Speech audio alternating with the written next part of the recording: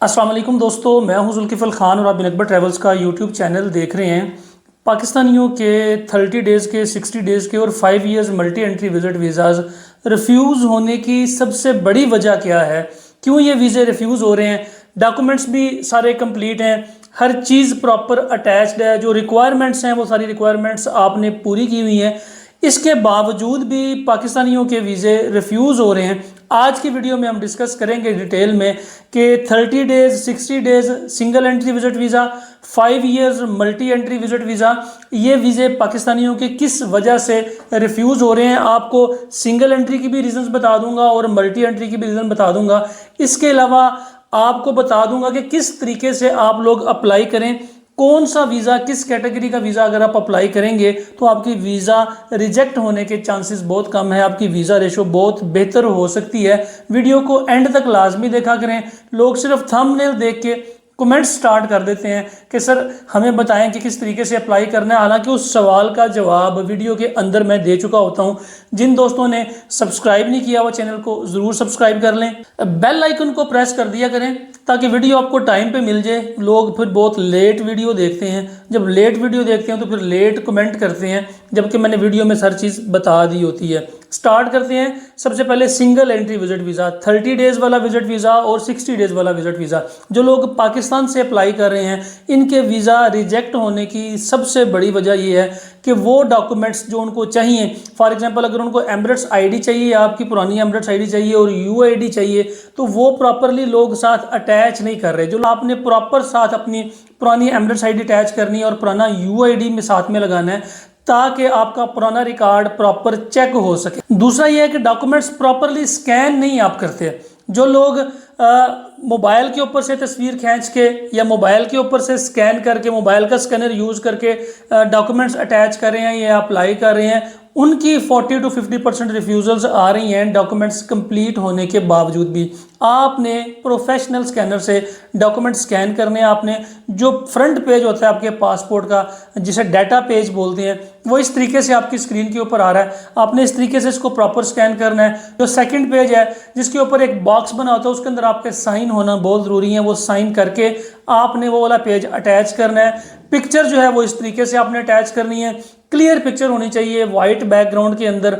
ID card की copy आपने proper scan करके अटैच करनी है। आपकी जो प्रॉपर एमिरेट्स आईडी है वो अपने प्रॉपर फ्रंट और बैक से स्कैन करें ताकि उसके ऊपर जो बार कोड बना हुआ है या उसके ऊपर जो स्कैन कोड है वो इजीली स्कैन हो सके।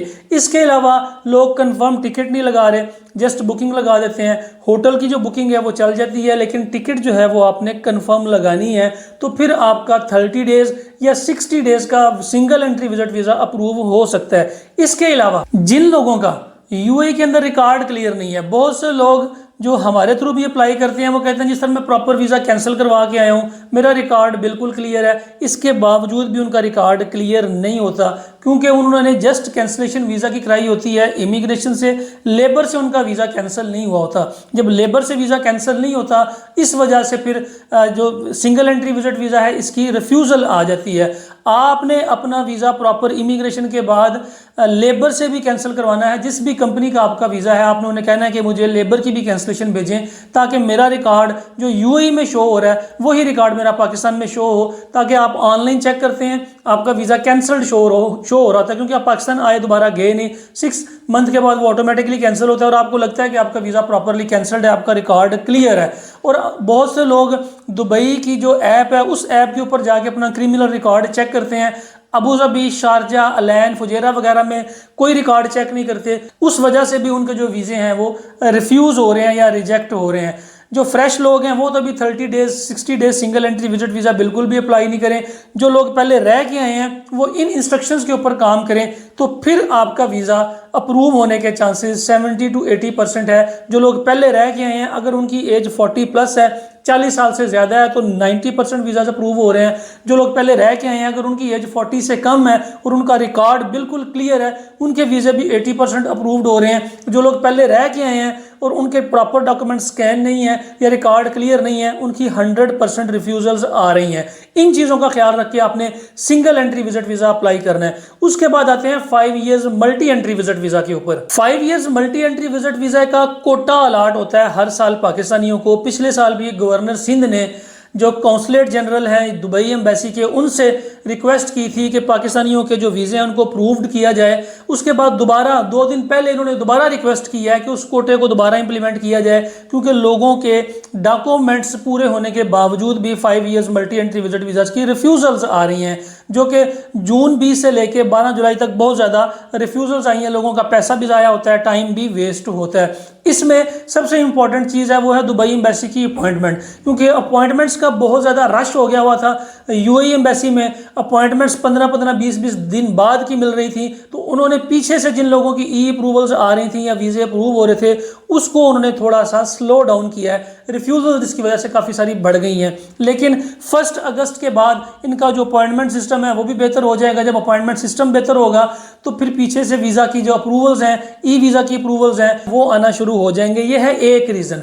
इसके अलावा बहुत से लोग खुद घर से बैठ के अप्लाई करते हैं और उनके भी डॉक्यूमेंट्स प्रॉपरली क्लियरली स्कैन्ड नहीं होते। सबसे इंपॉर्टेंट चीज़ जो इसमें बैंक स्टेटमेंट है, बैंक स्टेटमेंट लोग बैंक से लेते हैं, उसकी तस्वीरें खींचते हैं, उसकी पीडीएफ बनाते हैं, पीडीएफ बनाने के बाद उसको अटैच करते हैं और उनको लगता है कि उनका वीज़ा अप्लाई हो गया। ऐसे बिल्कुल ना करें। कोशिश करें कि आप बैंक से ईमेल के ऊपर अपनी पीडीएफ फाइल मंगवा लें अपनी बैंक स्टेटमेंट की, क्योंकि ऐसे पाकिस्तानी जो किसी और कंट्री में रहते हैं, बहरीन में रहते हैं, मस्कत में रहते हैं, सऊदी अरब में रहते हैं, उनकी जो बैंक स्टेटमेंट्स हैं वो मोबाइल ऐप से डाउनलोड हो जाती हैं और वो बहुत क्लियर होती हैं और उनकी वीज़ा अप्रूवल इस वक्त भी बहुत ज़्यादा है। लेकिन पाकिस्तान से जो बैंक्स आपको बैंक स्टेटमेंट इशू करते हैं 90% तो उसके वो लेटर हेड के ऊपर होती नहीं है, वो जस्ट एक सादे पेपर के ऊपर होती हैं और उसी के ऊपर साइन स्टैंप हुआ होता है। आप कोशिश करें, अगर लेटर हेड के ऊपर आपको बैंक स्टेटमेंट नहीं मिलती, फिर आप अपने ईमेल आईडी के ऊपर बैंक की तरफ से पीडीएफ ईमेल जो है वो मंगवा लें, ताकि आपको जो बैंक स्टेटमेंट है उसके जो नंबर्स हैं, जो फिगर्स हैं, वो क्लियरली उसके ऊपर मेंशन्ड हो और उसके ऊपर आपका नाम जो है वो क्लियरली बोल्ड लिखा हो। कोशिश करें कि आई बैन नंबर भी उसके ऊपर मेंशन्ड हो, तो फिर आपकी जो बैंक स्टेटमेंट है वो प्रॉपरली साथ में अटैच्ड होगी। इसके बाद बहुत से लोग हैं जो 5 years multi entry visit visa apply करते हैं तो डमी होटल बुकिंग लगा देते हैं और डमी टिकट लगा देते हैं। कोशिश करें कि जो टिकट आप लगाएं वो एटलीस्ट 2 महीने बाद की या 1.5 महीने बाद की हो, ताकि अगर आपने ऑनलाइन कहीं से बुकिंग की है तो वो टिकट 2 दिन या 3 दिन एयरलाइन के सिस्टम के ऊपर शो हो रही हो। लोग क्या करते हैं कि 3-4 दिन बाद की टिकट बना देते हैं, वो 2 घंटे बाद ही उसकी बुकिंग एक्सपायर हो जाती है। कोशिश करें अगर आपने बुकिंग लगाई हुई है तो वो एटलीस्ट 2 दिन, 3 दिन, 4 दिन के लिए वैलिड हो। आपकी जो होटल बुकिंग है वो भी वैलिड हो, क्योंकि पेमेंट आपने होटल में जाके करनी होती है, तो बुकिंग एटलीस्ट जो है वैलिड हो, क्योंकि बुकिंग के ऊपर भी टाइम मेंशन होता है कि ये बुकिंग इस डेट तक के लिए वैलिड है, इस डेट के बाद ये बुकिंग वैलिड नहीं है।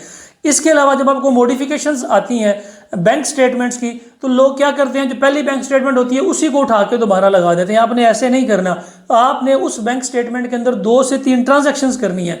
ट्रांजैक्शन करने के बाद फिर जो नई स्टेटमेंट है उसको उसी तरीके से आपने प्रॉपरली अच्छे तरीके से या तो स्कैन कर लेना है लेटर हेड वाली बैंक स्टेटमेंट के ऊपर, या फिर बैंक से आपने दोबारा ईमेल करवानी है, ताकि अगर आप अटैच करें तो उसमें जो चेंजिंग्स हैं वो पुरानी बैंक स्टेटमेंट के साथ अगर मैच करता है इनका एआई सिस्टम, तो उनको यही लगेगा कि यही बैंक है, बैंक स्टेटमेंट है, इसके अंदर मजीद ट्रांजैक्शंस हुई हैं। लोग उसी बैंक स्टेटमेंट को दोबारा अटैच करते हैं तो वीज़ा रिफ्यूज हो जाता है। इसके अलावा जिन लोगों का प्रॉपरली यूएई में रिकॉर्ड क्लियर नहीं है उन लोगों के भी 5 years multi entry visit visas refuse हो रहे हैं। 1 अगस्त के बाद जब ये गवर्नर सिंध ने दोबारा रिक्वेस्ट की है यूएई के कौंसलेट जनरल से, 1 अगस्त के बाद इसमें मज़ीद इंप्रूवमेंट्स आ जाएंगे। जिन लोगों के वीज़े जून एंड में या जुलाई के अंदर रिफ्यूज़ हुए हैं वो अगस्त का वाला टाइम मिस ना कीजिएगा, क्योंकि 1 अगस्त से लेके 10 अगस्त के दरमियान तक जो इनकी वीज़ा रेशियो है वो 90% होने वाली है, क्योंकि पाकिस्तानियों को जो कोटा मिला था वो कोटा दोबारा से स्टार्ट हो रहा है। क्योंकि इन्होंने रिक्वेस्ट किया कि जिन लोगों के डॉक्यूमेंट्स कंप्लीट हैं, जिन लोगों की ट्रैवल हिस्ट्री है, जो पहले यूएई में रह के आए हैं, उनको एटलीस्ट आप 5 years multi entry visit visa ज़रूर दें, तो उनके वीज़ा जो हैं वो अप्रूव होना शुरू हो गए हैं। अब उस तरफ आते हैं कि कौन लोग जो इस वक्त दुबई का विजिट वीज़ा बेहतर तरीके से अप्लाई कर सकते हैं। अगर आप फैमिली के साथ यूएई का विजिट वीज़ा अप्लाई करते हैं 30 डेज 60 डेज का, सिंगल एंट्री मल्टी एंट्री, तो वो वीज़ा 90% अप्रूव हो रहा है अगर आप फैमिली के साथ अप्लाई करते हैं तो। दूसरा, ऐसे लोग जिनकी एज 45 प्लस है, चाहे उनका रिकॉर्ड है या नहीं है, अगर उनकी उम्र 45 साल से ज़्यादा है, उनके वीज़ा की अप्रूवल भी इस वक्त 70% है। आप लोग या तो फैमिली के साथ अप्लाई करें, या जिनकी एज 45 प्लस है वो अकेले अप्लाई करें, तो उनकी वीज़ा रेशियो जो है वो बेहतर हो सकती है। या फिर तीसरे, वो लोग जिनकी ट्रैवल हिस्ट्री बड़ी अच्छी है, जिनके पास 4 से 5 कंट्रीज़ की पहले से ट्रैवल हिस्ट्री है, वो अपनी ट्रैवल हिस्ट्री साथ में अटैच करें, उसके बाद एप्लीकेशन प्रोसेस करेंगे, तो उनकी भी सिंगल एंट्री विजिट वीज़ा की रेशो बहुत ही ज़बरदस्त हो सकती है। ऐसे लोग बिल्कुल भी अप्लाई ना करें जिनकी कोई ट्रैवल हिस्ट्री नहीं है, पहले यूएई में रह के नहीं आए, उम्र 45 साल से कम है, या फैमिली के बगैर अप्लाई कर रहे हैं, उनकी 90% रिजेक्शन के चांसेस हैं। और अपना रिकॉर्ड क्लियर रखें, पाकिस्तान में भी क्लियर रखें और यूएई में भी क्लियर रखें, उसके बाद आप यूएई का विजिट वीज़ा सिंगल एंट्री या फिर मल्टी एंट्री अप्लाई करें। क्योंकि यूएई का जो एआई सिस्टम है और जो जिस तरीके से ये वेरिफिकेशन कर रहे हैं डॉक्यूमेंट्स की, वो यूएसए के लेवल का है। जिस तरह यूएसए में आपको बैंक स्टेटमेंट की ज़रूरत नहीं पड़ती, किसी भी डॉक्यूमेंट्स की ज़रूरत नहीं पड़ती, वो खुद ही अपने एंड पे वेरिफिकेशंस कर लेते हैं। इसी तरीके से जो यूएई का है वो भी यही प्रोसीजर है। आप अपनी सोशल मीडिया की जो प्रोफाइल्स हैं उनको बेहतर रखें, इसके अलावा अपना पाकिस्तान में रिकॉर्ड क्लियर रखें, यूएई में रिकॉर्ड क्लियर रखें, तो आपके वीज़ा लगने के चांसेस 80 to 90% हो सकते हैं। इसके अलावा अगर आपको मज़ीद कोई इन्फॉर्मेशन चाहिए, मालूमात चाहिए, तो स्क्रीन के ऊपर नंबर्स आ रहे हैं, इन नंबर्स के ऊपर आप कॉल करें, मैसेज करें, व्हाट्सअप करें, या फिर हमारे ऑफिस में विजिट करके आप UAE visit visa single entry multi entry work permit के लिए मुकम्मल रहनुमाई हासिल कर सकते हैं। फिलहाल के लिए इतना ही। अपना और अपने साथ रहने वालों का खास ख्याल रखिएगा, अपने इस चैनल का भी। मुझे दें इजाज़त। अल्लाह हाफिज़।